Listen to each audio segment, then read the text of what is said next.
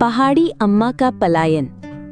ऊंची ऊंची पहाड़ियों के बीच जहां बादल अक्सर धरती को चूमते थे, एक छोटा सा गांव बसा था। इस गांव में अम्मा रहती थी। उनकी उम्र का कोई ठीक ठीक अंदाजा नहीं था, पर उनके झुर्रीदार चेहरे और सफ़ेद बालों को देखकर लगता था कि उन्होंने जीवन के कई बसंत और पतझड़ देखे थे। अम्मा का जीवन बड़ा ही सादा था। सुबह उठकर सूरज को प्रणाम करना, अपनी छोटी सी बगिया में सब्जियां उगाना और दिन भर चरखे पर ऊन काटना, यही उनकी दिनचर्या थी।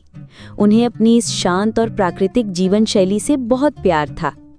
लेकिन समय बदला और बदलाव की हवा गांव तक भी पहुंच गई। शहरों से लोग आने लगे, पहाड़ों को काटकर सड़कें बनने लगीं और बड़े बड़े होटल खड़े होने लगे। अम्मा को ये सब अजीब लगता था। उन्हें पहाड़ों की चुप्पी में गाड़ियों का शोर और ताज़ी हवा में धुएं की गंध गवारा नहीं थी। उनके गांव के लोग भी बदलने लगे।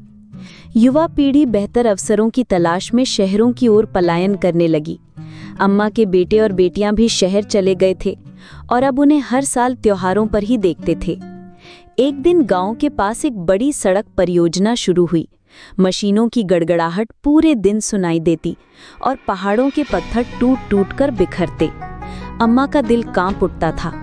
उन्हें लगता था जैसे उनके पहाड़ रो रहे हैं। उनकी छोटी सी बगिया भी अब धूल और पत्थरों से भर गई थी। अब उन्हें सुबह की ताज़ी हवा और शाम का शांत नज़ारा नसीब नहीं होता था। बेटों ने कई बार अम्मा को शहर आने के लिए कहा था। अम्मा, यहाँ सुविधाओं की कोई कमी नहीं है, वे कहते। आपकी देखभाल भी अच्छे से हो जाएगी। अम्मा हमेशा मना कर देती। उन्हें लगता था कि शहरों की भीड़ और शोर में वे खो जाएंगी। लेकिन अब गांव में रहना मुश्किल हो रहा था। उनके अपने लोग भी कम होते जा रहे थे और जो बचे थे वे भी धीरे धीरे शहर की रंगत में रंगते जा रहे थे। एक उदास शाम जब सूरज पहाड़ों के पीछे छिप रहा था, अम्मा ने एक गहरा सांस लिया। उन्होंने फैसला कर लिया था, अगले दिन सुबह अपनी लाठी के सहारे, अपनी पुरानी पोटली कंधे पर लटकाए, अम्मा ने गांव की पगडंडी छोड़ दी। उनके कदम भारी थे पर उनका मन दृढ़ था।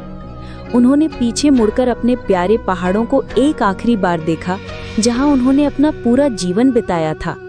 उनकी आंखों में आंसू थे, पर उनमें एक अजीब सी शांति भी थी। वे अपने घर से दूर जा रही थीं, एक ऐसे नए जीवन की ओर जिसकी उन्होंने कभी कल्पना भी नहीं की थी। पहाड़ी अम्मा का